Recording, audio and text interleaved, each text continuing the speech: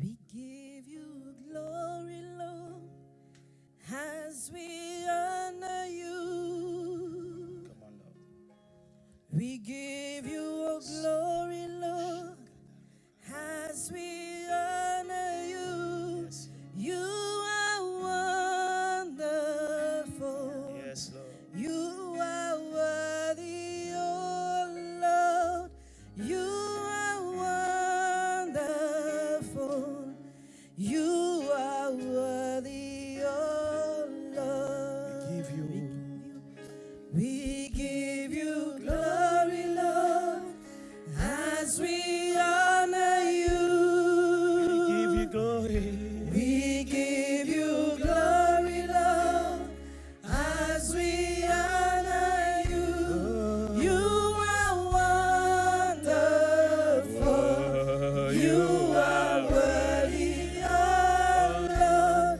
You are wonderful. You are worthy, oh Lord. We give you glory. Glory, Lord, as we honor you. Nous te donnons toute la gloire, Jésus. Glory, give you glory, Lord, Nous t'honorons. as we honor you. Nous t'adorons. You are wonderful. Parce que tu es merveilleux. Oui, tu es digne de notre louange, de notre honneur, de notre adoration ce matin. You are worthy, oh C'est ce que cela signifie, ce chant. We give you glory, Lord, as we honor you. Est-ce que tu peux confesser ces paroles? Nous te donnons la gloire, Seigneur du ciel et de la terre. Nous t'honorons. Tu es merveilleux. Oh, Rebosakaya Maya Katasekeyaba. Obosakaya Rebroya Katayaba.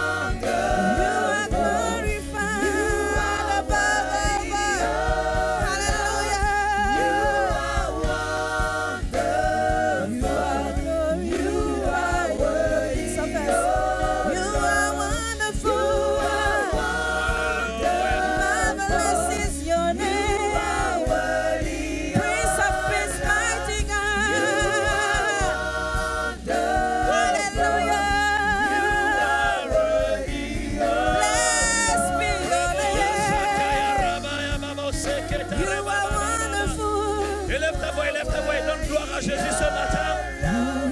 Dispose ton cœur à écouter la parole de Dieu ce matin. Dispose ton cœur à écouter et à recevoir le Dieu ce matin. Je vois le puissant de la parole qui chante de vie. You are mighty God. You are Prince of Peace. Marvelous. Hallelujah. Une dernière fois, we give you glory. We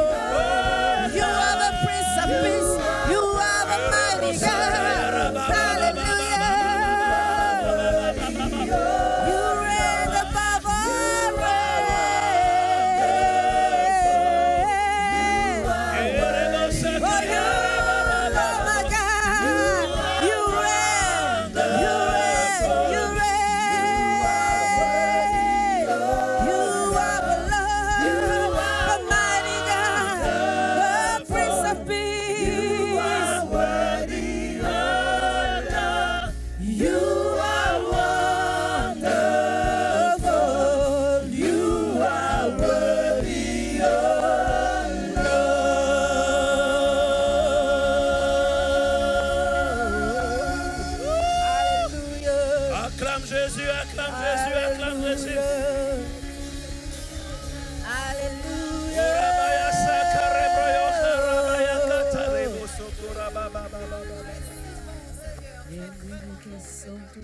Est-ce que tu peux élever ta voix et dire quelque chose à Dieu ce matin?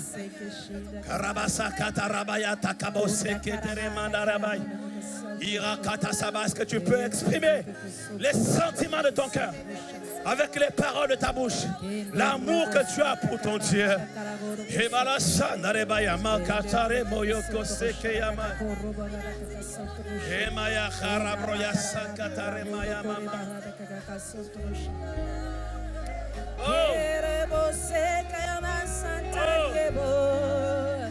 Hallelujah. You are so wonderful. You are so wonderful. You are so wonderful. You are worthy, oh Lord. You are wonderful. Hallelujah. You are worthy, oh God. You are wonderful. You are worthy, oh God. You are wonderful. You are worthy, oh God. Dieu vivant d'Israël, nous te bénissons ce matin pour ta présence à cet endroit. Nous te savons ici, nous te sentons ici. Père, la révélation de tes paroles est claire et donne de l'intelligence simple. Notre prière ce matin est que tu ouvres l'esprit de chacun afin de nous donner accès à la révélation de ta parole. Celle-là qui est claire et qui nous donne de l'intelligence. L'intelligence qui nous donne d'être docile, de cœur, afin de manger les meilleures productions du pays. L'intelligence qui nous donne de discerner les temps et les saisons comme l'esprit des fils d'Issachar, qui savait discerner les temps et les signes des temps, et qui savait à quelle saison ils se situaient dans leur marche avec Dieu, afin de marcher sur le chemin de notre destinée avec crainte et tremblement, et te servir avec crainte et tremblement, sachant que ce jour, le jour du Seigneur viendra comme un voleur et nous surprendra soudainement, et de deux qui seront sur un même lit, l'un sera pris et l'autre laissé. Seigneur, fais qu'il ne soit pas moi. Fais que ce ne soit pas moi, Seigneur. Seigneur, de deux qui seront dans un champ, un sera pris et l'autre laissé. Seigneur, fais en sorte que ce ne soit pas moi. Alors instruis-nous ce matin à disposer nos cœurs à l'obéissance à tes voix. Sanctifie-nous par la vérité ce matin. Ta parole est la vérité. Il est écrit, vous connaîtrez la vérité et elle vous rendra libre. Libère-nous ce matin par la vérité de ta parole. Parfois, la parole peut nous plaire. Parfois, elle peut ne pas nous plaire, mais c'est ta parole. Nous voulons simplement la recevoir avec bon cœur. Selon qu'il est écrit, recevez avec douceur la parole de vérité qui sauvera vos âmes. Au nom puissant de Jésus, nous avons ainsi prié. Amen. Est-ce qu'on peut accueillir avec joie la parole de Dieu? Gloire à Dieu. Merci au groupe Teila. Que Dieu vous bénisse. Avant de te rasseoir, salue quelqu'un à côté de toi. Donne-lui une parole de bénédiction. Dis-lui qu'il est au bon endroit et qu'il est assis à côté de la bonne personne. Je l'espère vraiment. Alléluia. Gloire à Jésus. Merci Seigneur. Vous savez, depuis le début de l'année, nous sommes en train de décortiquer un verset, celui d'Éphésiens chapitre 1, à partir du verset 15. Et nous avons vu que c'est une prière que l'apôtre Paul a faite en faveur de l'église d'Éphèse. Et comme l'apôtre Paul avait l'habitude et la bonne coutume de le faire, il priait pour chaque église qu'il avait la grâce de fonder. Il a prié pour l'église d'Éphèse, il a prié pour l'église de Philippe, il a prié pour l'église de Colosse, etc. Et à chaque église, il donnait des instructions. Et l'apôtre Paul était en train de revenir sur les fondations, sur les fondements de la foi. Et donc, on a vu que dans ces fondements contenus dans la prière, l'apôtre Paul en faveur de l'église d'Éphèse, il priait afin que le Seigneur Jésus-Christ, le Seigneur Dieu, le Dieu de notre Seigneur Jésus-Christ, le Père de gloire, donne aux chrétiens d'Éphèse, mais aussi à nous maintenant aujourd'hui, puisque nous contextualisons cette prière et nous l'approprions, ça nous concerne aujourd'hui, voilà pourquoi elle a été écrite dans la Bible d'ailleurs. Et il demandait en fait que le Seigneur, le Dieu de notre Père, de notre Seigneur Jésus-Christ, le Père de gloire, nous donne un esprit de révélation dans sa connaissance. Que nous ayons la révélation pour connaître Dieu, parce que nous ne pouvons pas connaître Dieu sans révélation.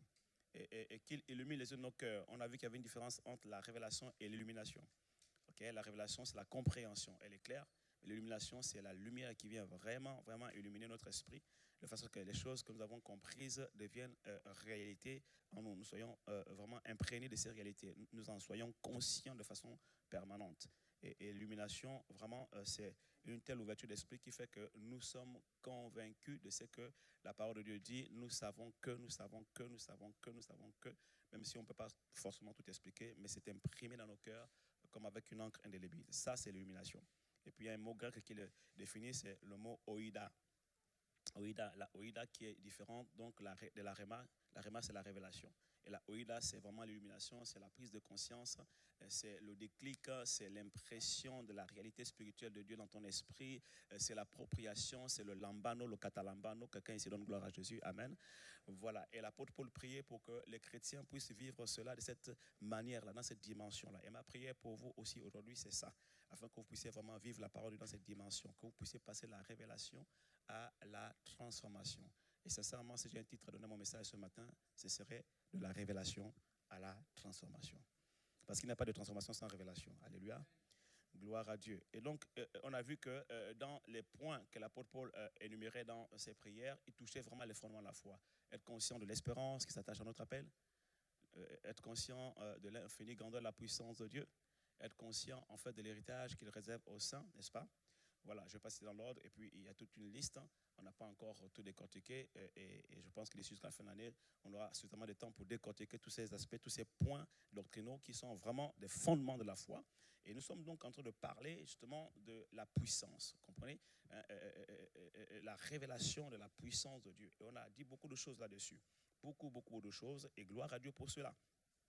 Mais voyez-vous, j'aimerais vous partager, pour boucler cette série sur la révélation de la puissance de Dieu, vous partager vraiment certaines vérités ce matin qui vont nous aider à passer de la révélation de la parole de Dieu à la transformation de nos vies.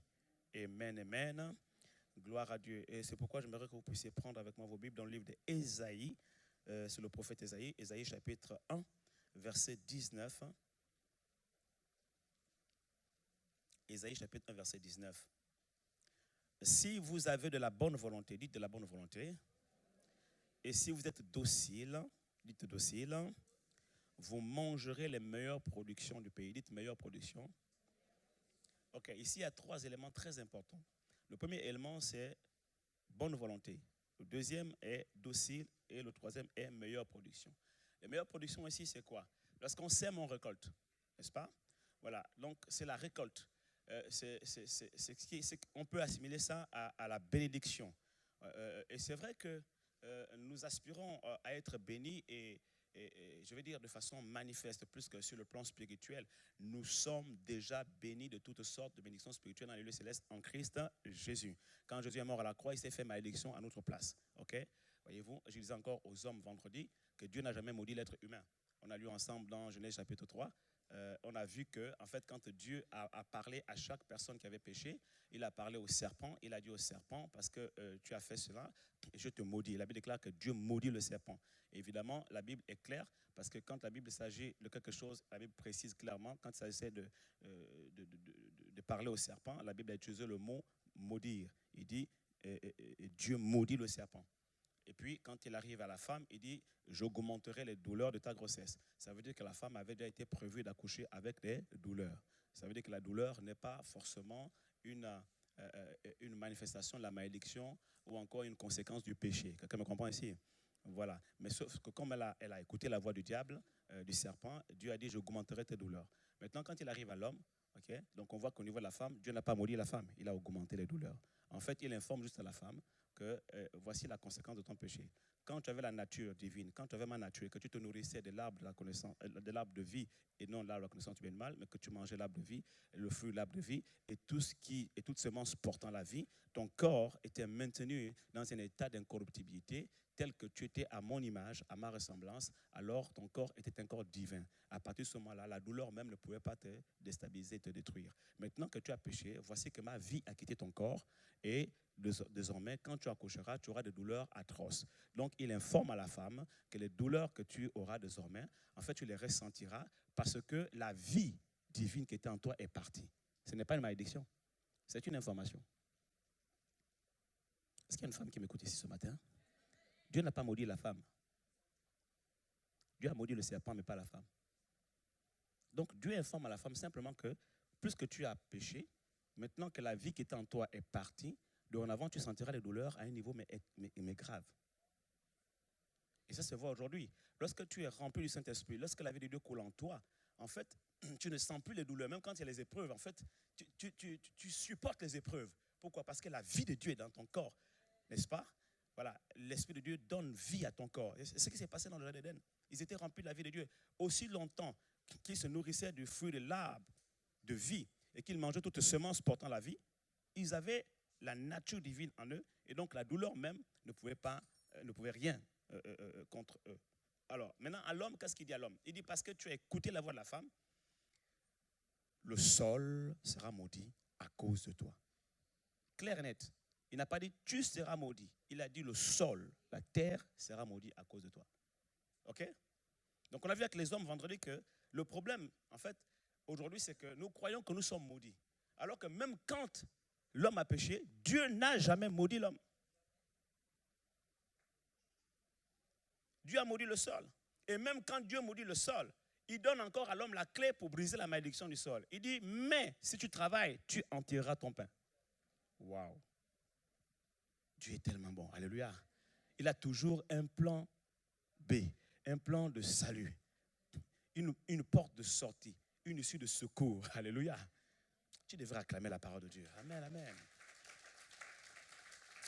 Amen, amen, amen. Wow. OK. Donc voyez-vous, je sais un peu pourquoi je dis ça. Vous savez, j'ouvre tellement de fenêtres. Chaque fois que j'ai la parole de Dieu, j'ouvre des fenêtres, et puis les révélations coulent. Pourquoi je disais ça? On parlait de la puissance de Dieu. Oui, mais pourquoi j'ai dit ça? Parce que oui. Tout ça, oui, c'est bien, mais en fait, bon, ça me revient. Je disais ça parce qu'au départ, j'ai dit que Jésus-Christ a porté nos malédictions à la croix. OK, acclamez-moi alors. Alléluia. Donc, en fait, il dit qu'il a porté toute malédiction à la croix et, en fait, lui-même, il s'est fait malédiction à notre place pour que nous soyons bénis. Je suis en train de vous dire que nous sommes bénis. Alléluia. Oui, tu peux acclamer. Nous sommes bénis, OK? Et qu'aucun être humain, aucun sorcier, personne ne peut te maudire. Écoute-moi, j'aimerais te dire ça autrement, parce que je sens comme si tu es encore sceptique, parce que tu regardes aux réalités de ta famille, tu te dis, mais attends, pasteur, tu ne connais pas ma famille, tu ne sais pas d'où je suis né. Le village où je suis né là, on entendait comme ça les voix des sorciers derrière la maison. Moi-même, j'ai vu un masque apparaître. Moi, je ne te parle pas de tes réalités, je te parle de la vérité. Alléluia! Parce que tes réalités ne sont pas la vérité, ce sont des hallucinations. Oui. Même si tu vois le diable apparaître devant toi comme ça, tu dis hallucination. Il te sort ses cordes, tu dis hallucination. C'est un mirage pour un homme de foi. Pourquoi? Parce qu'il a la révélation. Révélation, alléluia, qui est claire et qui donne l'intelligence. Quand tu comprends que Dieu lui-même, le Créateur, le Dieu Tout-Puissant, malgré que l'homme ait péché, n'a pas maudit l'homme. Maintenant, je te pose une question. Si Dieu Tout-Puissant, plus grand que quiconque, n'a pas pu te maudire, quel est l'homme qui te maudira? Quel est l'homme qui te maudira? Dieu lui-même n'a pas pu te maudire. Il t'a regardé et dit, oh, tu as péché, oh là là. Mais normalement, l'âme qui pêche, c'est celle qui mourra. Maintenant, je t'ai béni. hein, il est écrit que Dieu bénit l'homme, il dit sois fécond, multiplie. Donc il y avait déjà quand Dieu regarde l'homme, il y a la bénédiction sur lui. Lui-même, il a prononcé la bénédiction. Et la Bible déclare, la même Bible, la même parole de Dieu, sa parole lui-même dit que quand quelqu'un est béni, celui que Dieu bénit est béni éternellement. Donc Dieu est comme embêté. Il regarde l'homme, l'homme a péché, mais il regarde la bénédiction qu'il a déjà déposée sur l'homme. L'homme est déjà béni. Mais comment peut-il encore prendre la malédiction et la superposer sur la bénédiction? Impossible. Donc Dieu est embêté en quelque sorte. Maintenant, il ne sait plus quoi faire de la malédiction qui doit normalement tomber sur celui qui pêche. Alors qu'est-ce que Dieu fait? Il regarde à gauche, à droite, il dit, oh, allez, je maudis le sol. Parce qu'il fallait quand même qu'il se défoule. Hein. Quelqu'un ici acclame la parole. Alléluia. Alléluia. Est-ce que vous comprenez cette subtilité-là? Et il dit maintenant, dorénavant, le sol sera maudit contre toi. Et quand tu vas travailler, tu vas manger à la sueur de ton front. Mais qu'est-ce qu'il dit? Il vient ici, il dit, si tu as de la bonne volonté, et si tu es docile de cœur, tu mangeras les meilleures productions du pays. Le sol de ce pays te donnera ses productions. Le sol de la France te donnera ses productions. Le sol de l'Europe te donnera ses productions. Le sol de l'Afrique te donnera ses productions. Le sol de l'Asie te donnera ses productions. Le sol des États-Unis, l'Amérique te donnera ses productions. Et tout lieu que foulera la plante de ton pied, Dieu te donnera en possession. Quelqu'un ici donne gloire à Jésus. Alléluia. Voyez-vous, Isaac avait semé. Il a semé. La Bible déclare qu'il a semé sur une terre aride, une terre désertique. Mais la Bible déclare que l'année suivante, à la même époque, Isaac récolta au centuple. Le problème n'est pas le sol sur lequel tu te tiens. Que la France soit un terrain difficile ou pas, ta Bible que tu lis, qui est la parole de Dieu, te dit clairement que si tu es docile et que tu as de la bonne volonté, tu mangeras les meilleures productions de ce pays. Le sol est peut-être maudit, certes, mais si tu as de la bonne volonté et si tu es docile de cœur, tu mangeras les meilleures productions de ce pays. Alléluia. Tu en tireras ton pain. Donc les meilleures productions ici, c'est la bénédiction, c'est la grâce, c'est la faveur divine. Et en fait, c'est la prospérité, c'est l'élévation, c'est tout ce que vous pouvez imaginer dans cette perspective de meilleure production. Dites meilleure production. Donc, il y a deux conditions essentielles pour avoir accès à ces meilleures productions. Je ne sais pas quelles sont les meilleures productions auxquelles tu aspires. Tu fais tes études pourquoi? Pour atteindre quel objectif? Pour devenir qui demain? Et pour espérer avoir quelle meilleure production? En fait, les projets que tu entreprends aujourd'hui, projets d'affaires, projets d'entrepreneuriat, en fait, ton objectif, c'est que tu veux devenir un grand homme d'affaires, tu vas être multimilliardaire. C'est une très bonne chose, ok? Pourvu que tu le sois pour le Seigneur, pourvu que tu sois riche pour Dieu. Mais toutes ces choses-là, en fait, tu dois comprendre une chose, c'est que ces choses que tu recherches, il y a deux conditions pour que ces choses-là se manifestent dans ta vie. Il faut que tu sois animé de bonne volonté et que tu sois docile de cœur. Quelqu'un dise le cœur. Et donc le Seigneur m'a fait comprendre qu'en fait le problème de l'homme, ce n'est pas tant le sol, ce n'est pas tant en fait la terre ou le pays où l'homme se situe, ou la famille dans laquelle tu es né. Le problème, ce n'est même pas en fait la position que tu occupes aujourd'hui, ou tout ce que tu peux avoir comme lien autour de toi. Ce n'est pas ça le problème. Ton problème, c'est ton cœur. Et nous allons parler du cœur. Matthieu chapitre 12, verset 35 dit ceci. L'homme bon tire de bonnes choses de son bon trésor et l'homme méchant tire de mauvaises choses de son mauvais trésor qui est dans son cœur. Ok? L'homme bon tire de bonnes choses du bon trésor qui est dans son cœur. Et la Bible déclare que là où est ton trésor, là aussi sera ton cœur. Quel trésor y a-t-il dans ton cœur? Quel trésor? De quel trésor parle-t-il ici? Il parle de la parole de Dieu. La parole de Dieu a été éprouvée. Les psaumes nous disent que la parole de Dieu a été éprouvée. Ok? Elle a été trouvée pure, comme de l'or, comme des pierres précieuses. La parole de Dieu est une pierre précieuse. La parole de Dieu est un trésor. Alléluia! Comment le jeune homme rend-il pur son cœur, son sentier? En se dirigeant d'après la parole de Dieu, vers la parole de Dieu. La parole de Dieu est un trésor. Et si ce trésor est dans ton cœur, il nous est dit que tu tireras de bonnes choses du bon trésor qui est dans ton cœur. Alléluia. Maintenant, je me suis posé la question quand le Seigneur m'a donné cette pensée, ce message, parce que vous savez, souvent quand on doit parler devant le peuple de Dieu, apporter la parole, on se met devant la face de Dieu, on prie, on dit Seigneur, que dois-je dire à ton peuple aujourd'hui? Et le Seigneur t'inspire une parole. C'est pour cela que vous devez faire attention, vous devez toujours prêter attention à ce que vos pasteurs prêchent. Quand vous écoutez un serviteur de Dieu prêcher, il ne se lève pas un matin comme ça parce qu'il a envie de prêcher. Moi, je vous assure que si je pouvais éviter de prêcher, je le ferais au maximum. Parce que depuis que j'ai compris, Dieu m'a fait comprendre vraiment que c'est une lourde responsabilité et que j'ai compris les enjeux qui s'attachent au fait de venir prêcher la parole de Dieu. C'est avec crainte et tremblement que je me tiens souvent ici, parfois avec plein d'émotions, parce que j'ai, entre guillemets, peur de passer à côté du but, de l'objectif de Dieu pour vos vies. Je me souviens encore une fois, à Talence, il y a deux femmes à deux reprises différentes que j'ai reçu en entretien. Elles m'ont partagé le même témoignage en disant, sincèrement, si je n'étais pas venu tel jour à tel culte, je me serais suicidé et je serais morte aujourd'hui. Et quand j'écoute leur témoignage, je me rends compte qu'en fait, ce jour-là, chacune, de façon différente, à des périodes différentes, elles ne se connaissaient pas, ces deux personnes différentes que j'ai reçues différemment, qui m'ont fait chacune le même témoignage. Et elles me disent, je suis venu ce dimanche-là, je ne voulais même pas venir, et je suis venu, c'est pour ça que vous devez prier pour les autres. En fait, quand vous voyez quelqu'un qui ne vient pas à l'église, priez pour elle. Parce qu'il y a des combats autour des gens. Quand j'écoutais ces personnes parler, je me rends compte qu'il y a des combats autour des gens, en fait. Le diable leur parle. Il y en a qui entendent des voix et qui leur disent, non, ne pars pas dans cette église, ne fais pas ceci.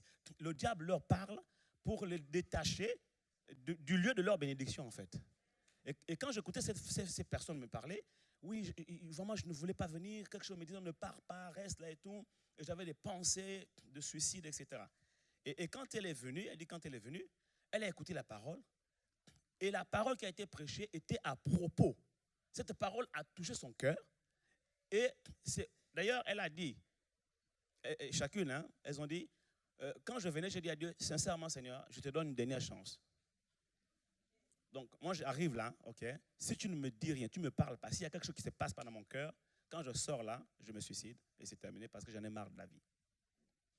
Et sans me rendre compte, tu vois, c'est comme ça que souvent le Seigneur me conduit. Je vais commencer à prêcher et puis je vais ouvrir des parenthèses, comme vous savez que j'aime le faire, et tout. Et là, en ouvrant une parenthèse, je suis en train de parler de sa vie, en fait, sans me rendre compte. Je prends juste un exemple, une illustration. Dis à ton frère, parfois les illustrations sont prophétiques. Nous étions à Tours avec le pasteur Adel. J'étais juste en train de parler. Je parlais simplement, le pasteur m'a arrêté. Non. Je n'ai pas compris, il m'a arrêté. Non.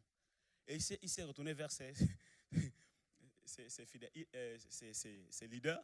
Il leur dit, rassurez-vous, je n'ai rien dit au prophète. Parce que quand il m'arrête, je ne comprends pas pourquoi il m'arrête. Moi, je suis un peu déstabilisé. Et puis, il leur dit, rassurez-vous, je n'ai rien dit au prophète. Parfois même les exemples que je vais prendre, les illustrations que je vais prendre vont être prophétiques. Donc moi je ne me lève pas un matin comme ça et je viens ici et je commence à prêcher juste parce que j'ai envie de prêcher. Vous savez, moi je ne savais pas parler. J'étais un bègue. J'étais très timide. Je ne pouvais pas prendre la parole en public. Donc je ne pouvais même pas aspirer à un ministère de prédicateur. Je ne pouvais même pas aspirer à un ministère de pasteur. Et pour ceux qui sont un peu attentifs, parfois vous pouvez le remarquer au niveau voilà, du débit, de ma façon. Parce qu'en fait, j'avais la langue lourde. Ce que je suis aujourd'hui est le fruit de la grâce de Dieu. Je vous assure. Timide comme pas possible. Je me faisais oublier. Je ne pouvais pas m'imaginer un jour avoir, je ne vais pas dire une carrière, mais un profil de quelqu'un qui parlerait devant les gens. Ma mère, lorsqu'elle est venue à une de mes conférences au Gabon, c'était au gymnase. Il y avait plus de 2000 personnes. Je tenais à l'honorer ce jour, je l'appelais devant. Et elle n'en revenait pas. Elle dit non, ça c'est pas mon fils, c'est pas mon fils, c'est pas possible. Parce qu'il prend les choses faibles pour confondre les fortes. Alléluia. Il prend les choses faibles pour confondre les fortes de ce monde. Alléluia. Il prend les choses qui paraissent viles pour confondre les sages de ce monde. Parce que la sagesse de Dieu est plus sage. La folie de Dieu est plus sage que la sagesse du monde. Et donc, elles me disent, voilà, chacune me disent, voilà, je suis venu, j'ai donné à Dieu une dernière chance. Et puis, j'ai dit à Dieu de toute façon, si tu ne me dis rien, tu ne fais rien, je me suicide. Et en prenant seulement des exemples comme je le fais, en commençant à parler sous l'inspiration du Saint-Esprit, j'ai touché à leurs problèmes.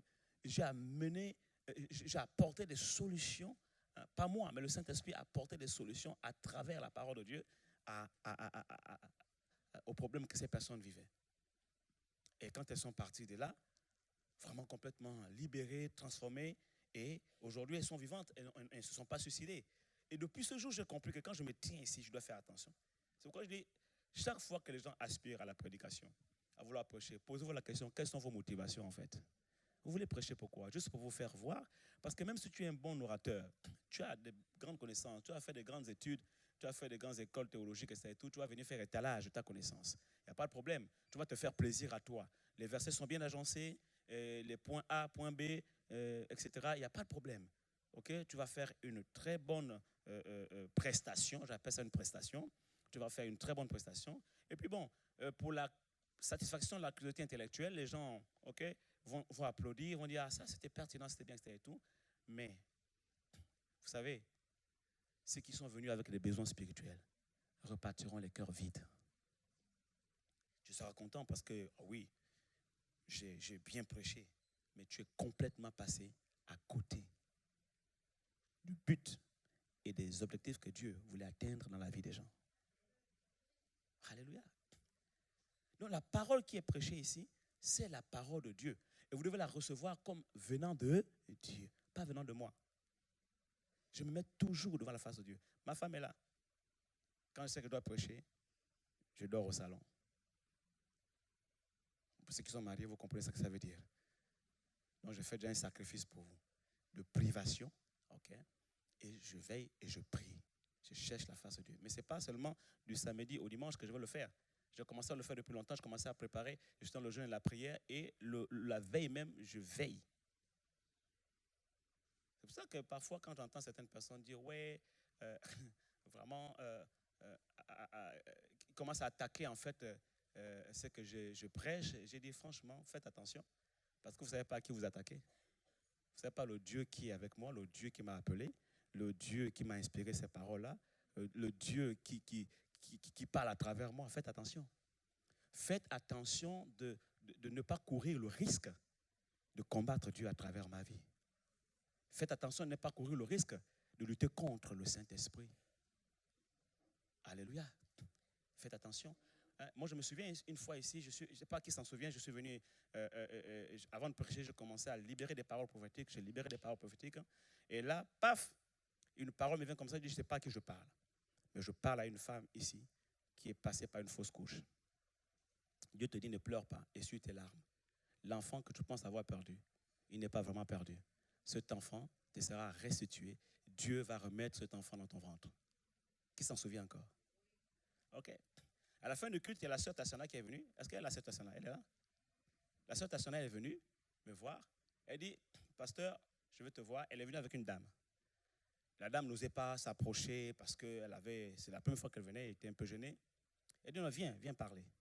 Et la dame a parlé, pasteur, c'est la première fois que je viens dans cette église. Je voulais vraiment bénir le Seigneur pour votre vie. Parce que je ne voulais même pas venir, mais c'est elle, donc Tassana, qui m'a tiré. Parfois, il y a des gens qu'il faut tirer. Allons à l'église. Alléluia. Dis à ton frère, parfois, il y a des gens qu'il faut tirer. Il faut les arracher des griffes de Satan pour les amener vraiment au lieu de leur bénédiction. Amen, amen. Parce que parfois, le diable les retient. Il veut les retenir à la maison. Le diable leur parle et veut les retenir. Et elle m'a dit, pasteur, quand vous avez parlé là, il s'agissait de moi. En fait, en réalité, je sors d'une fausse couche et je n'arrête pas de pleurer mon enfant. Je n'arrête pas de pleurer mon enfant. Et quand elle m'a tiré, je lui ai dit, si réellement Dieu est dans cette église, qu'il me parle. Qu'il me parle. Bon, ce sont des toisons. Vous comprenez, vous savez très bien, j'ai déjà enseigné ici que les toisons ne sont pas les voies les plus sûres par lesquelles Dieu parle. Hein. Bon, pour elle, ça a marché. Et Dieu lui a parlé. Elle dit, j'ai été libéré par cette parole. Cette parole-là, elle était adressée à moi. Bon, maintenant, je ne peux pas te dire dans quel verset de la Bible, ok, point A, point B, etc., et tout théologique, où Dieu va prendre l'enfant qui est... Parce que tous les esprits qui meurent repartent à Dieu, n'est-ce pas? on va prendre cet enfant qui est, voilà, que Pater, lui va le prendre, va le remettre dans le ventre de sa mère. Moi, je ne peux pas t'expliquer ça. Je ne peux pas. Ce que je sais, c'est que Dieu a pris ces paroles, il les a mises dans ma bouche. Et j'ai relâché. Et cette parole-là s'est confirmée. Il y a quelqu'un, voilà, c'est tout. Quelqu'un ici acclame le Seigneur. Alléluia. Alléluia. Ne venez pas me demander de tout expliquer. Parce que les choses prophétiques, on ne peut pas tout expliquer. Alléluia. Mais quand Dieu agit, c'est forcément en rapport avec sa parole. Donc c'est sûr que dans sa parole, il y a forcément un fondement qui va expliquer ça. Mais au moment où je libère ça, même moi-même parfois, je ne sais même pas ce que je suis en train de dire. Dieu prend ses paroles, il les met dans ma bouche. Mais si tu n'es pas simple et docile pour comprendre et saisir, tu passeras à côté du plan de Dieu. Alléluia. Je suis en train de parler à quelqu'un ici. Sois attentif, sois docile. Tout ce que je dis ici, ok, ça ne vient pas de moi, ça vient de Dieu. Même les exemples que je prends, ça ne vient pas de moi, ça vient de Dieu. Parce que je me suis préparé. Vous savez, moi, je ne prépare pas. Je prépare les messages. Mais je ne prépare pas les messages plus que je ne me prépare. Parce que j'ai compris une chose, ce qui est plus important, ce n'est pas la préparation du message, mais c'est la préparation du messager.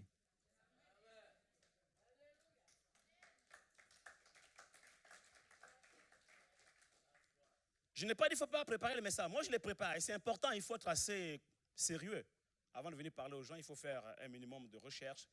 Il faut préparer ton thème, il faut préparer ton message. C'est important. Mais je dis une chose, c'est une nuance que je fais. J'ai compris que la préparation du message ne doit pas être plus importante que la préparation du messager. Parce que ce qui importe pour Dieu, ce n'est pas tant la préparation du message.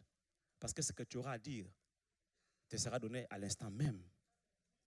Mais la préparation du messager. Quand le messager est préparé, il est prêt, le canal est prêt, Dieu véhicule sa parole, il véhicule sa vie, il véhicule sa puissance, et les gens reçoivent. Et je parle à ceux qui aspirent à servir Dieu ici. Aspire au ministère de prophète, aspire au ministère d'évangéliste, aspire au ministère d'apôtre, aspire au ministère de prophète, docteur ou encore pasteur. Est-ce que vous avez compris ça? Vous avez compris ça? Donc, ce que moi je vous partage ici, c'est le fruit de ma relation avec Dieu. Amen, amen. Et vous devez prendre ça très au sérieux. Très, très au sérieux. Je suis en train de vous parler du cœur. Dites le cœur. Le cœur. Dieu dit le cœur de l'homme est mauvais par-dessus tout, qui peut le connaître. Mais Dieu seul le connaît. Et Dieu veut traiter le problème du cœur. Il dit que si tu as un bon cœur, dans ce bon cœur, il y aura un bon trésor. Et si ce cœur est docile, alors tu mangeras les meilleures productions du pays où tu es et des territoires que Dieu te donne de posséder. Car l'homme bon tire de bonnes choses du bon trésor qui est dans son cœur. Parlons du cœur. Jésus nous raconte deux paraboles, et c'est avec ça que je vais développer le cœur de mon message. Nous sommes dans le livre de Matthieu, on va rester là-dessus, l'évangile de Matthieu au chapitre 7 d'abord. L'évangile de Matthieu au chapitre 7 d'abord, et nous lirons à partir du verset 24 jusqu'au verset 27. Matthieu chapitre 7, du verset 24 au verset 27. Et ensuite, vous prendrez Matthieu chapitre 13, nous lirons du verset 1 jusqu'au verset 23.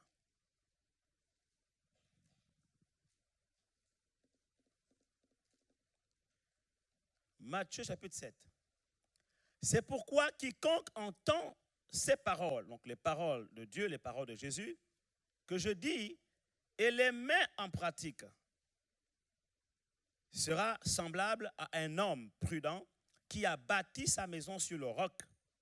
La pluie est tombée, les torrents sont venus, les vents ont soufflé et se sont jetés contre cette maison. Elle n'est point tombée parce qu'elle était fondée sur le roc. Mais quiconque entend ces paroles que je dis et ne les met pas en pratique sera semblable à un homme insensé qui a bâti sa maison sur le sable. La pluie est tombée, les torrents sont venus, les vents ont soufflé et ont battu cette maison. Elle est tombée et sa ruine a été grande. Ici, donc, il est question de pratiquer la parole de Dieu. Et dans l'histoire qui va suivre, la parabole qui va suivre, Jésus dit, ce même jour, Jésus sortit de la maison et s'assit au bord de la mer. La Bible dit, autant pour moi, ce même jour, Jésus sortit de la maison et s'assit au bord de la mer. Une grande foule s'étant assemblée auprès de lui, il monta dans une barque et il s'assit. Toute la foule se tenait sur le rivage. Il leur parla en parabole sur beaucoup de choses et il dit, un semeur sortit pour semer. Comme il semait, une partie de la semence tomba le long du chemin. Les oiseaux vinrent et la mangèrent. Une autre partie tomba dans les endroits pierreux, où elle n'avait pas beaucoup de terre. Elle leva aussitôt, parce qu'elle ne trouva pas un sol profond. Mais quand le soleil parut, elle fut brûlée et sécha, faute de racines. Une autre partie tomba parmi les épines. Les épines montèrent et étouffèrent cette semence. Une autre partie tomba dans la bonne terre. Elle donna du fruit et un grain 100, un autre 100, un autre 30. Bon, d'autres évangiles le disent dans l'ordre croissant.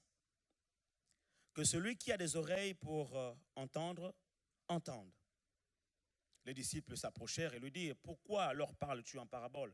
Jésus leur répondit, parce qu'il vous a été donné à vous de connaître les mystères du royaume des cieux, et que cela ne leur avait pas été donné, car on donnera à celui qui a, et il sera dans l'abondance, mais à celui qui n'a pas, on ôtera même ce qu'il a. C'est pourquoi je leur ai parlé en parabole, parce qu'en voyant, ils ne voient point, et qu'en entendant, ils n'entendent ni ne comprennent. Et pour eux, s'accomplit cette prophétie d'Ésaïe, vous entendrez de vos oreilles et vous ne comprendrez rien. Vous regarderez de vos yeux et vous ne verrez point. Car le cœur de ce peuple est devenu insensible. Ils ont endurci leurs oreilles et ils ont fermé leurs yeux, de peur qu'ils ne voient de leurs yeux, qu'ils n'entendent de leurs oreilles, qu'ils ne comprennent de leur cœur, qu'ils ne se convertissent et qu'ils ne soient guéris. Vous voyez un peu ça? Quand vous ne comprenez pas la parole de Dieu, vous ne voyez pas avec les yeux de la foi les choses, il est difficile pour vous de vous convertir de cœur et d'être guéri. Mais heureux sont vos yeux parce qu'ils voient et vos oreilles parce qu'elles entendent. Je vous le dis en vérité, beaucoup de prophètes et de justes ont désiré voir ce que vous voyez et ne l'ont pas vu, entendre ce que vous entendez et ne l'ont pas entendu. Vous donc, écoutez ce que signifie la parole du semeur. Lorsqu'un homme écoute la parole de Dieu, du royaume, et ne la comprend pas, dites, ne la comprend pas, le malin vient et enlève ce qui a été semé dans son cœur, parce qu'il n'a pas compris, parce qu'il n'a pas eu la révélation. On a bien compris que la révélation, c'est la compréhension. Donc, toute parole de Dieu qui n'est pas comprise, toute parole de Dieu que vous recevez sans révélation, le diable vient, il prend la semence et c'est l'oiseau voleur qui s'envole avec. Cet homme est celui qui a reçu la semence le long du chemin. Celui qui a reçu la semence dans les endroits pierreux, c'est celui qui entend la parole et la reçoit aussitôt avec joie. Amen! Alléluia! Vérité! Nul semblable ne me prêche, pasteur. Accélère. Mais il n'a pas de racine en lui-même.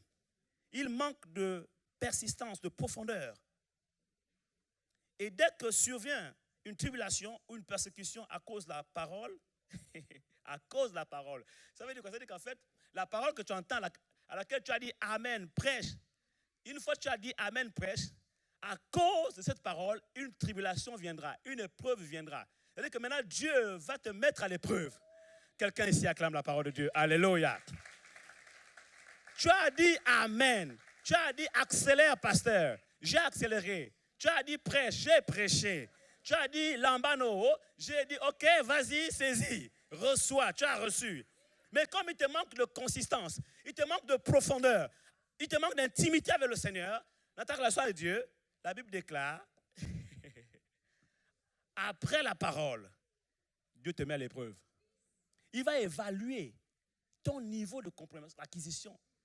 Pour voir, c'est comme un bon professeur, en fait, qui t'a donné une leçon dimanche, et puis durant la semaine, maintenant, il va faire un test. Évaluation. Qu'est-ce que tu as compris de la parole? Et quand vient l'épreuve, la tribulation, il ne résiste pas. Il commence à mettre les mains sur la tête, commence à pleurer. Le Seigneur m'a abandonné. On téléphone le pasteur, il est sur répondeur. C'est pas possible, ce pasteur n'arrive jamais à le joindre. Quand je vais voir le pasteur, on me met toujours des cales. La pauvre Joanna, elle a chaud. Et en plus, il fait chaud en ce moment-là. Elle est accusée de tout. Non, elle ne veut jamais me prendre rendez-vous avec le pasteur. Le prophète, tu veux le voir, ça fait tant de mois. Laissez la pauvre Joanna. Elle est débordée. Il y a tellement de monde qui veut me rencontrer. Elle est débordée. Et quand elle vous donne une date, ce n'est pas qu'elle a voulu vous recaler ou bien vous retarder. C'est la seule date qu'elle a trouvée. Vous comprenez cela? Donc, ce n'est pas de faute. Il y a des gens qui m'appellent de partout, dans tout le monde entier. Non, j'essaie de faire en sorte que tout le monde soit servi. Et elle aussi, elle essaie de faire en sorte que chacun puisse avoir son rendez-vous. Donc, attendez, soyez patient. Mais pendant ce temps, vous n'avez pas la possibilité de rencontrer le pasteur. Pendant ce temps, en attendant de le rencontrer, que faites-vous? Est-ce que vous savez que quand un professeur vous évalue, le professeur s'écarte? Si le professeur vous a donné une leçon et qu'en fait, il vient vous faire une évaluation, un test, et qu'il vous montre encore les réponses, et il vient faire le travail à votre place, franchement, il ne vous rend pas service, n'est-ce pas? C'est pour ça que vous avez l'impression que pendant les temps d'épreuve, Dieu est comme silencieux. C'est comme un professeur qui passe dans les rangs. En ce moment, il n'est plus ton professeur, il devient ton jury. Quelqu'un ici acclame la parole de Dieu. Alléluia. S'il fallait lui poser des questions, ce n'est pas pendant l'épreuve. Si tu lui poses une question pendant l'épreuve, il ne va pas te montrer la formule. Tu as oublié la formule pour résoudre les équations à deux inconnus. Ce n'est pas là qu'il va te montrer la formule. Il t'a montré ça déjà. Et s'il n'a pas compris la formule, il fallait lui poser des questions avant. Pendant le cours, après le cours, vous avez tout le temps. Maintenant, là, c'est l'épreuve. Il faut faire tes preuves. Quelqu'un ici acclame la parole. Alléluia. Alléluia.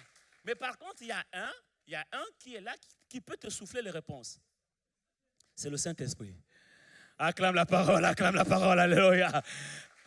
Donc, lui, là, il est ton aide, il vient à ton aide. Amen. Oh my God. Et dès que survient une tribulation ou une persécution à cause de la parole, il y trouve une occasion de chute. Je ne viens plus à l'église. Non, je ne viens pas à l'église. J'ai été blessé. Tu m'as frustré. Non. Ils sont facilement frustrables, facilement blessables, facilement choquables, facilement scandalisables. Il y en a qui sont même scandal-choqués. Ils sont choqués, scandalisés en même temps. Donc du coup, même c'est comme si un coup de massue tombait sur leur tête, boum, là ils ne peuvent plus venir à l'église, c'est fini. Tu appelles, il ne répond plus. Pourquoi? Parce qu'il n'a pas de consistance, il n'a pas de profondeur. Sa vie avec le Seigneur, c'est une vie en dents de scie. C'est une vie de yo-yo. Aujourd'hui, on est en haut. Demain, on est en bas. Vous connaissez le yo-yo, non? Voilà. C'est tic-tac, tic-tac. Celui qui a reçu la semence parmi les épines, c'est celui qui entend la parole, mais en qui les soucis du siècle et la séduction des richesses, la convoitise, le monde, il est là, il aime le Seigneur, il vient à l'église, il écoute la parole, mais en même temps, il y a toutes ces choses.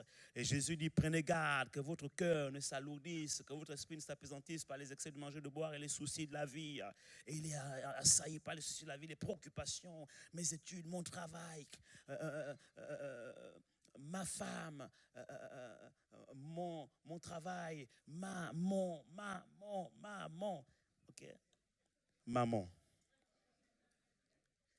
Et la Bible déclare que ces personnes-là sont les gens qui ont reçu la semence sur un terrain épineux. C'est celui qui entend la parole, mais en qui les soucis du siècle et la séduction des richesses étouffent cette parole. Il est préoccupé par le désir de réussir, vraiment que ses affaires prospèrent, être riche, milliardaire, voilà. Il est plus préoccupé par les choses de la terre, les choses de la terre.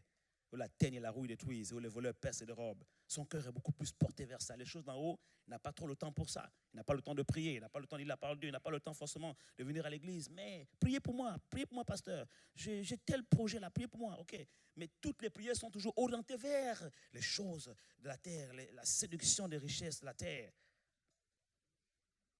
Et à cause de cela, les épines, les ronces étouffent la parole et la rendent infructueuse.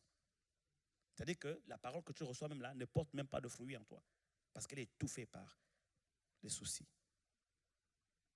Et celui qui a reçu la semence dans la bonne terre, c'est celui qui entend la parole et la comprend et la met en pratique. Celui-là, il porte du fruit et un grain en donne 100, un autre 60, un autre 30. Normalement, c'est un grain en donne 10, 10, 30, 30, 60 et 100 au centuple. Alléluia. Alléluia. 3 types de terre, 3 types de terrain. Le long du chemin, le terrain pierreux, rocailleux et le terrain épineux. Chaque type de sol ici représente en fait un type de cœur. Parce que la semence ici, c'est la parole de Dieu. Et la terre sur laquelle la parole de Dieu tombe, c'est notre cœur. Nous parlons du cœur. Voyez-vous, le problème ici, ce n'est pas tant la semence elle-même, parce que la semence, elle est bonne. La parole de Dieu, elle est bonne. Je vous l'ai dit au départ, la parole de Dieu, il est écrit dans les psaumes que la parole de Dieu a été éprouvée. Ce n'est point par une volonté humaine qu'une écriture a été écrite, a été donnée. La parole de Dieu est une source d'inspiration divine. C'est poussé par le Saint-Esprit que les hommes inspirés ont écrit la parole de Dieu. C'est pour cela que la parole de Dieu ne doit jamais souffrir d'une quelconque interprétation particulière, parce qu'ils ont été poussés par le Saint-Esprit pour écrire la parole de Dieu. Alléluia. Les prophètes, les apôtres, ils ont écrit la parole de Dieu poussés par le Saint-Esprit. Donc le problème n'est pas la parole de Dieu. La semence est bonne. Dis ton frère, la semence est bonne. Alléluia. Le problème, ce n'est même pas le semeur. Même si tu n'aimes pas le semeur, même si le semeur ne t'aime pas, prends la parole de Dieu. Alléluia. J'ai découvert une chose en tant que semeur de la parole. J'ai découvert une chose. Jésus dit à Pierre, Pierre, m'aimes-tu? Il pose la question 3 fois. Pierre, m'aimes-tu? Pierre dit, oh, Seigneur, tu sais que je t'aime. Pierre, m'aimes-tu? Bon, ceux qui lisent et qui étudient la parole savent que dans les différents verbes aimer dont Jésus parle là, il y a en réalité deux verbes. Il y a le verbe, donc c'est en grec, hein, c'est le verbe aimer dans le sens de philéo et le verbe aimer dans le sens de agapao. Ça veut dire qu'en fait, bon, voilà, si tu veux paître le troupeau de Dieu, vraiment, voilà, il faut avoir l'amour tant agapao que l'amour philéo. On va encore faire comment? Ok? Seulement Jésus dit à Pierre, il dit, Pierre, m'aimes-tu? M'aimes-tu? M'aimes-tu? Oui, Seigneur, tu sais que je t'aime. Conclusion. Alors, paie mes brebis. En d'autres termes, l'affaire de paître les brebis du Seigneur, là, ce n'est pas une affaire que les brebis t'aiment. Ce n'est pas une affaire que même toi, tu aimes les brebis. C'est une affaire que tu aimes le Seigneur. Alléluia! Donc, voyez-vous, moi, je ne suis pas en train de vous paître ici parce que vous m'aimez. Je ne suis pas en train de vous paître ici parce que je vous aime. C'est sûr que je vous aime, mais vous trouverez toujours des choses à redire. Lui, c'est vrai qu'il m'aime, mais il aime l'autre plus que moi. D'ailleurs, je me demande même s'il m'aime. Parce que franchement, quand c'est moi, hein, il n'a jamais le temps. Quand c'est les autres, il a le temps. Mon frère, j'ai une bonne nouvelle pour toi aujourd'hui. Je ne suis pas ton pasteur parce que je t'aime. Je suis ton pasteur parce que j'aime le Seigneur. Et tu devais être plus rassuré. Pourquoi? Parce que si j'aime le Seigneur ne me laissera pas insensible à ses brebis. Forcément, L'amour du Seigneur. Oh, quelqu'un ici acclame le Seigneur. Amen. Non, je ne dois pas d'abord chercher à t'aimer. Il faut d'abord que je cherche à aimer le Seigneur. Les 10 commandements, quel est le premier et le plus grand commandement? Est-ce que c'est tu aimeras ton prochain? Voilà, celui-là, il vient après. Le premier et le plus grand commandement est tu aimeras le Seigneur, ton Dieu, de tout ton cœur, de toute ton âme. Bon, tu ne connais peut-être pas. On va reprendre ensemble pour t'aider à retenir. Hein? Dans les cours de baptême, là, on revient nous dire le commandement. Parce qu'avant, nous, on avait ce qu'on appelle le guide chrétien. Quand on a connu le Seigneur, on ne connaissait pas, nous n'avions pas les suivis, les poursuivis que vous avez aujourd'hui là. Sérieux. Tu nais de nouveau dans une église. Moi, j'étais dans une église baptiste au Gabon. C'est la plus grande église dont actuellement c'est le papa de Otniel qui est le pasteur président. C'est une église de plus de 30 000 membres. En 2010, ils étaient 30 000 membres. Donc, vous comprenez, en 2018, ça a dû même, je ne vais pas dire doubler peut-être même. Et puis, ils avaient plus de 300 églises locales en 2010, dernière statistique. Quand tu te convertissais, tu es arrivé, avant de prendre ton baptême, tu devais acheter un guide à l'accueil qu'on appelle le guide du chrétien. Là, on te définissait les fondements, d'accord, ce qu'est le baptême, etc. Et avec les versets à mémoriser. C'est quoi le baptême? Le baptême sauve-t-il? Tu ne réponds pas comme ça. Il y a des versets et tu mémorises. Après, tu passes l'examen. Ah oui, l'examen, c'était devant le conseil presbytéral. Tu ne connais pas presbytéral? Toi, tu es né de nouveau à Civres, donc tu ne connais pas presbytéral. Quelqu'un ici acclame les yeux. Alléluia. Non, tu ne connais pas presbytéral. Et le pasteur habitait à l'église, à côté de l'église. Et il n'avait pas un appartement. Non, il avait ce qu'on appelait le presbytère.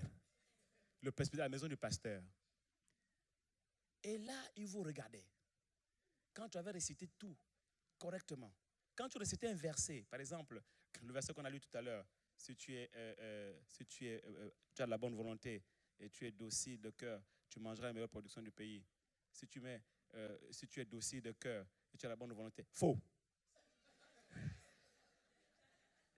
Ou bien si tu mangeras la meilleure production du pays, si tu es docile de cœur, tu as la bonne volonté, faux.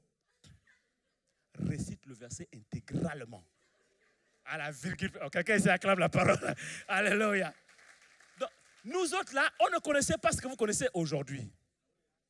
Et quand tu as fini de prendre ton baptême, on te dit, frère, Jésus, après avoir été baptisé, fut tenté par l'ennemi. Nous t'informons qu'après le baptême viendra la tentation. Oh! C'est la vérité. Mais après, quand tu as fait le baptême là, quand tu pars là, il n'y a pas quelqu'un pour te faire le suivi. Tu arrives, il y a 1000 personnes, 2000 personnes dans la salle. Tu t'assois dimanche, tu écoutes la parole. C'est comme un fermier qui arrive avec des grains, hein, et il jette la semence. Et puis les poules se débattent pour attraper. Donc ce que tu vas attraper là, tu l'attrapes. Catalamba, tu l'attrapes pour la semaine. Du lundi au samedi, tu ne verras pas quelqu'un qui va venir faire suivi ou poursuivi. Il n'y a personne. Et dimanche, quand tu arrives, et on a grandi dans ce contexte-là, on a appris à se battre. On a appris nous-mêmes à aller picorer. Quand tu as attrapé une parole, durant la semaine, tu la serres dans ta parole, dans ton cœur. Il dit, je serre ta parole dans mon cœur pour ne pas pécher contre toi. Tu la serres et tu es là, tu la lis, tu la relis, tu la médites. Ah, la parole de Dieu. Seigneur, merci pour cette parole. Et dimanche, tu reviens encore. Et il y avait la carte de baptême, la carte de membre. Quand tu prends la Sainte Seine, on signe. J'ai pris la Sainte Seine. Tu payes ta dîme, on signe aussi, tu as payé ta dîme. Donc il y avait une partie présence, une partie dîme, et une partie offrande. Une église baptiste, c'est passif, hein? Quelqu'un peut comprendre? Bon, ici, on va faire la carte de membre, on va dire ça y est. Voyez-vous, donc nous on a la grâce aujourd'hui. On a des structures de formation, on a tout, on a les suivis, on a les églises en famille, on a des conseils spirituels, on a des gens qui sont là, tu as besoin de pasteur, il est là, les entretiens, les visites. Moi, je n'ai pas connu tout ça. Mais j'ai grandi. Aujourd'hui, je suis pasteur, je prêche la parole. Quelqu'un me comprend ici?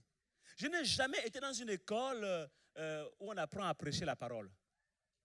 J'ai appris par l'observation et par la relation avec Dieu et par la révélation de la parole.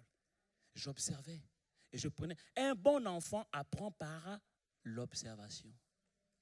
Un bon fils apprend par l'observation et il copie ce qui est bien. Une fille bien apprend par l'observation. Elle regarde sa mère et elle copie ce qui est bien. C'est pour ça que les enfants font toujours mieux que leurs parents. Et j'aime bien ce proverbe gabonais qui dit « Honte à celui qui ne fait pas mieux que son père. » Ou celle qui ne fait pas mieux que sa mère. Alléluia. Donc, il est question de pratiquer la parole. Dites de pratiquer la parole. Quand tu saisis une parole, il faut la pratiquer. Et Jésus dit que celui qui ne pratique pas la parole est semblable à une personne qui a bâti une maison sur du sable. C'est ce qui explique pourquoi aujourd'hui, beaucoup de chrétiens ne résistent pas à la tentation. Beaucoup de chrétiens ne résistent pas aux épreuves. Beaucoup de chrétiens, la moindre épreuve, la moindre tribulation, ils tombent. C'est une occasion de chute pour eux. Pourquoi? Parce que le problème n'est pas le semeur. Que tu aimes le semeur ou pas, que le semeur t'aime ou pas, tu es là pour la parole de Dieu. Tu n'es pas là pour le semeur. Une jeune dame est venue voir son pasteur. Pasteur, moi je ne veux plus rester dans cette église. Je veux sortir de l'église. Je quitte l'église. Le pasteur dit, mais j'aimerais quand même savoir pourquoi tu veux quitter l'église. Elle dit non, parce que dans cette église, il y a des gens qui m'énervent. Il y a tel responsable, tel leader qui m'énerve. Elle a trouvé beaucoup de choses. Hein. Et puis il y a des chrétiens, franchement, ils n'ont pas un bon comportement. D'ailleurs, c'est même les chrétiens, les leaders là qui chassent les autres ici. Là. Hein, tel a fait ceci, tel a fait cela. Elle a commencé à faire son chapelet de reproches, de remarques. Le pasteur a dit, ok, très bien, je te comprends. Mais s'il te plaît, je te demande un seul service avant que tu ne quittes l'église. Est-ce que tu peux me... tu vois, tu peux me remplir ce verre-là, tu le remplis d'eau. Et puis, tu le mets sur ta bouche comme ça, d'accord? Et tu fais le tour de l'église sans en faire tomber une seule goutte, s'il te plaît. Et quand tu auras fini de faire ça, tu peux quitter l'église. Elle dit, il n'y a pas de souci, je veux le faire. Elle a pris le verre d'eau, elle l'a mis dans sa bouche comme ça. Il fallait tenir comme ça. Bon, elle pouvait quand même attraper avec la main.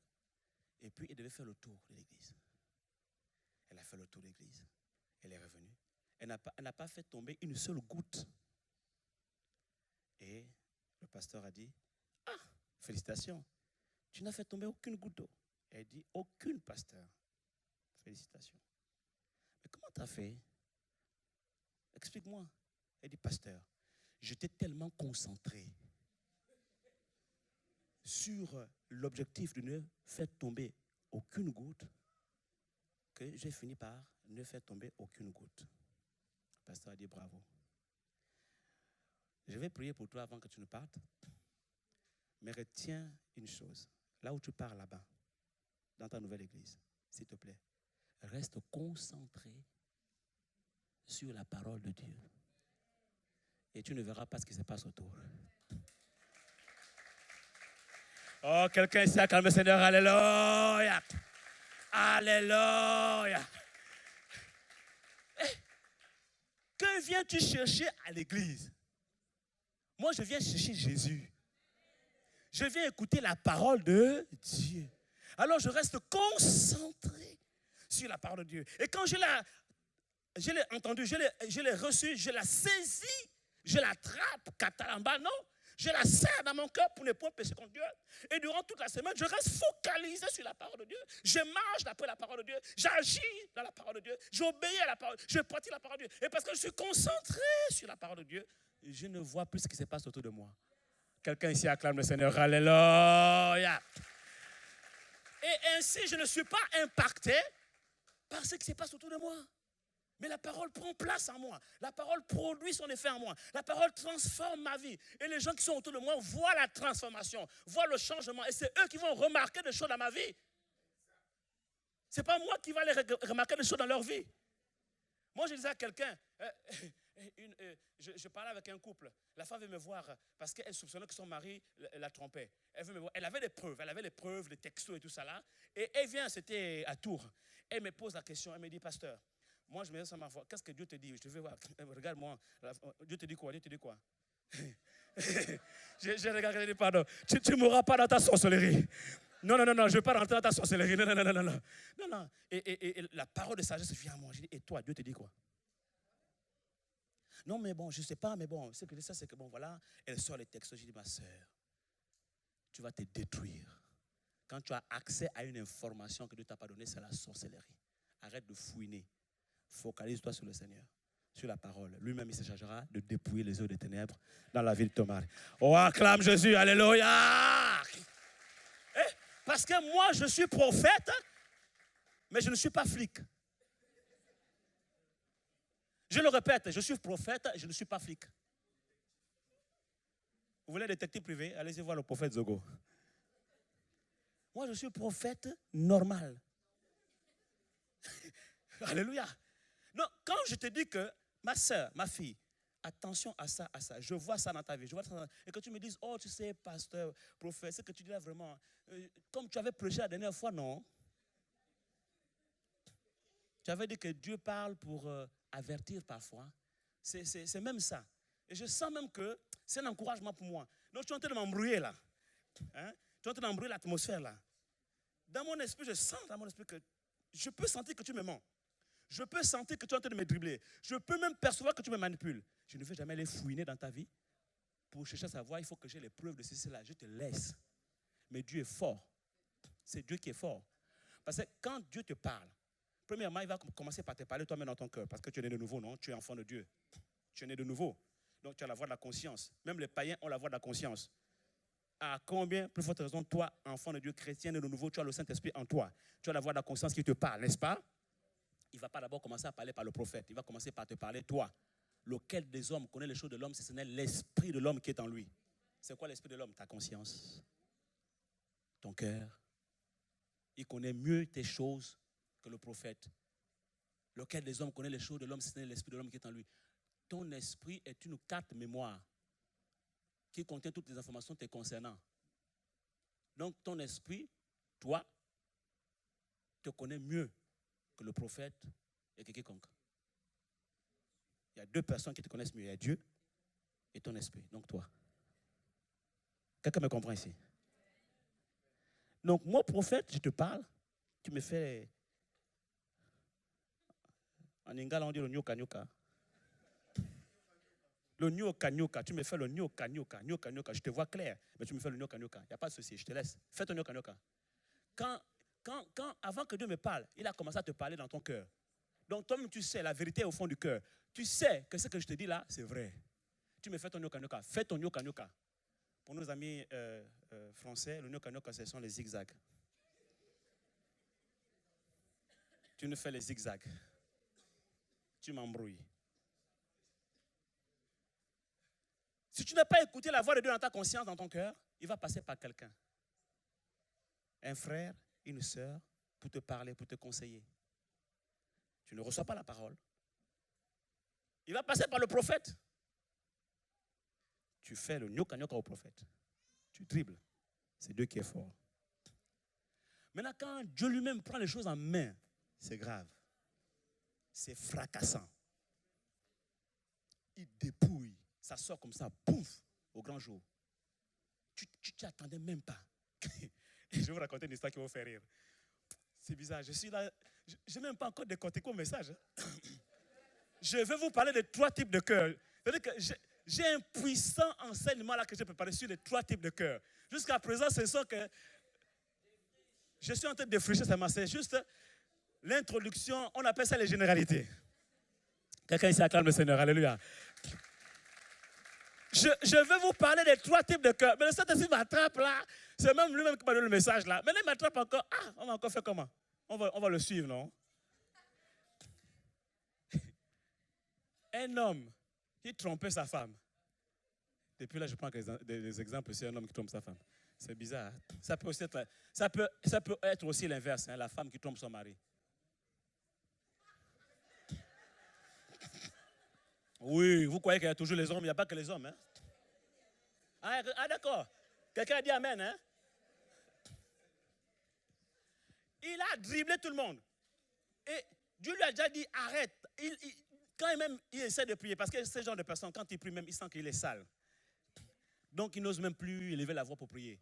Mais la voix de la conscience, il ne veut pas que répands-toi, répands-toi. Il ne veut pas écouter, il continue. Le pasteur prêche. Il reconnaît que là, dans le message, parce que le message, hein, il parle à tout le monde, mais toi, tu sais que là, le point là, ça, c'est à moi qui. Dieu est en train de me parler là, c'est moi. Il résiste. Un jour, dites un jour. Il est rentré du travail fatigué. Il était lessivé. C'est un bosseur, il aimait bosser.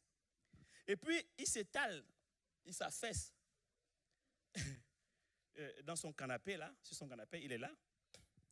Boum, le sommeil l'attrape. Il commence à ronfler même.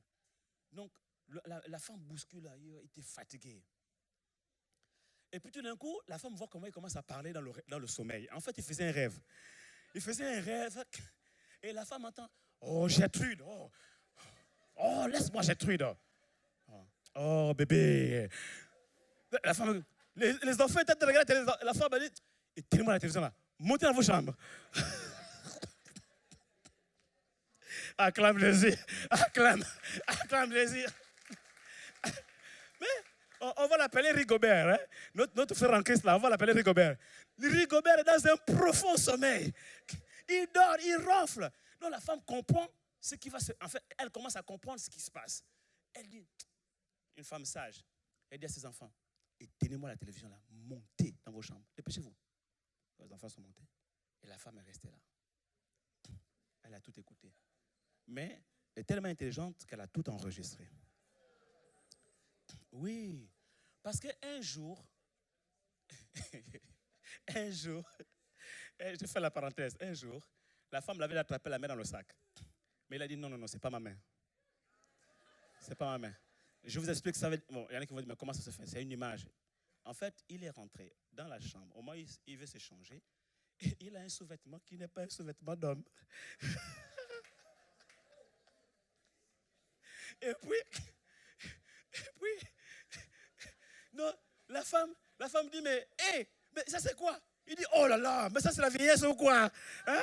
Je me suis levé le matin là, dans la rapidité, j'ai pris un de tes sous-vêtements. Mais comme, oui, elle avait aussi un sous-vêtement pareil, donc elle s'est dit, bon. Mais elle avait un doute quand même, que, c'est bizarre. Bon, elle a laissé tomber. Ce jour-là, Dieu a décidé de livrer. Ah oui. Et là, il commence à décrire la situation. Toute l'heure, je ne vous fais pas de dessin les enfants ici. Là. Il a parlé. Quand je suis réveillé, j'ai dormi là. La femme dit, oui, tu as dormi. La femme a attendu le bon moment. Elle dit, tel jour, tu m'as dit non. Tel jour, tu m'as dit. La dernière fois, tu m'as dit que non, c'est ton sous-vêtement. Elle a mis l'enregistrement. Il a écouté sa propre voix. Et là, il ne pouvait plus rien dire. Obligé de tout avouer. Là, chez nous au Gabon, on dit là, on t'a attrapé mangamba. Ça veut dire, comme en grec, katalambano. Tu es saisi, tu ne peux plus. Mais au lieu que tu arrives à là, frère, répands-toi dès maintenant. Parce que quand Dieu décide de mettre les choses à nu, c'est fracassant. C'est même honteux. Mais ce n'est pas sa volonté parfaite. Et quand il le fait ainsi, c'est sa volonté permissive. C'est toujours dans son amour pour vouloir nous aider à revenir dans ses voies. Alléluia. Acclame la parole de Dieu. Acclame la parole de Dieu. Un autre, il s'est trompé de numéro. Il voulait envoyer à sa copine, enfin à sa maîtresse, et il envoie ça tombe chez sa femme. Sa femme n'a rien dit. Et elle a commencé à faire comme si c'était elle.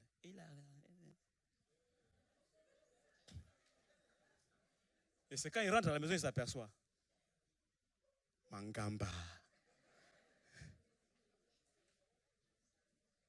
Il faut marcher. Quand tu marches dans la vérité, quand tu viens dans la lumière, la Bible dit que si vous marchez dans la lumière, okay, comme lumière dans la lumière, okay, vous venez dans la lumière afin que vos œuvres soient vues. Et si vous marchez dans la lumière, vous êtes mutuellement en communion les uns avec les autres. Et le sang de Jésus vous purifie. Donc le sang de Jésus même là nous purifie quand nous marchons dans la lumière. Les gens qui confessent leur péché en priant en langue là, non, ça ne marche pas. Comme la femme à côté, le pasteur dit, l'officiant dit, c'est la Sainte Seine, examinons-nous.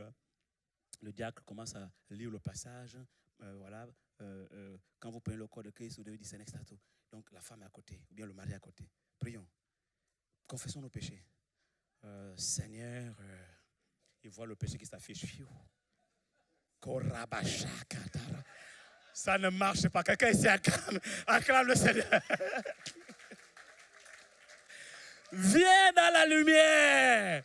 C'est quand tu viens dans la lumière que le sang de Jésus te purifie. Acclamons la parole de Dieu. Alléluia. Ok, mon heure est arrivée. Je n'ai pas vraiment pu prêcher le cœur de mon message, les 3 types de cœur. On va arrêter là aujourd'hui. Dis à ton frère, c'était que l'introduction.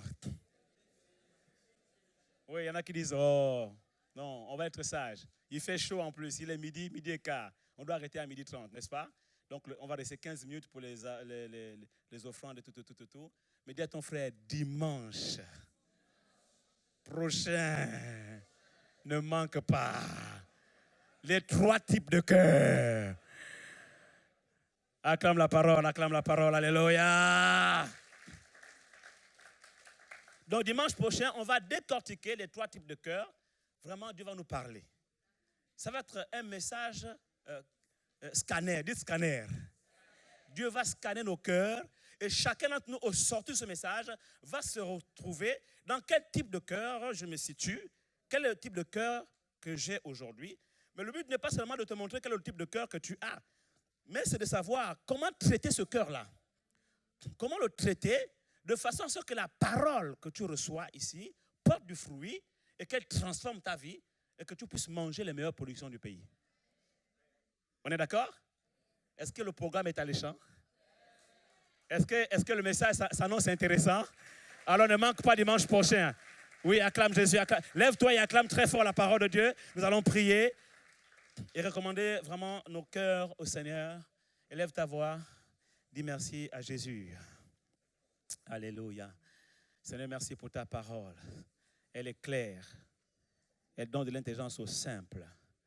Seigneur, tu nous as dit beaucoup de choses. Ce sont des généralités qui nous préparent au message, au cœur du message. Nous voulons simplement que durant cette semaine, tu nous donnes de méditer sur ces choses-là que nous avons entendues ce matin. Oui, nous voulons, comme David, serrer ta parole dans nos cœurs afin de ne point pécher contre toi. Seigneur, pardonne-nous notre manque de pratique de ta parole. Nous écoutons ta parole, mais nous ne la mettons pas en pratique. Très souvent, nous ne sommes pas animés de bonne volonté. Nous ne faisons pas l'effort de lire ta parole, de la comprendre, de la méditer et de la pratiquer. Et parfois, nous résistons à la parole de Dieu. Nous sommes parfois incrédules. Parfois, nous sommes vraiment insensibles.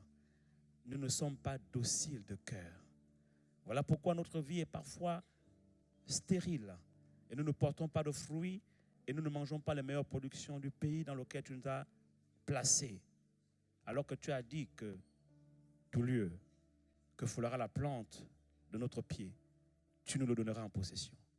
Maintenant, nous sommes tout oui pour la suite, afin que tu nous expliques comment faire. Nous voulons avoir les clés, Seigneur. Enseigne-nous ta parole. Merci, Père. Dans le nom de Jésus, nous avons ainsi prié. Amen.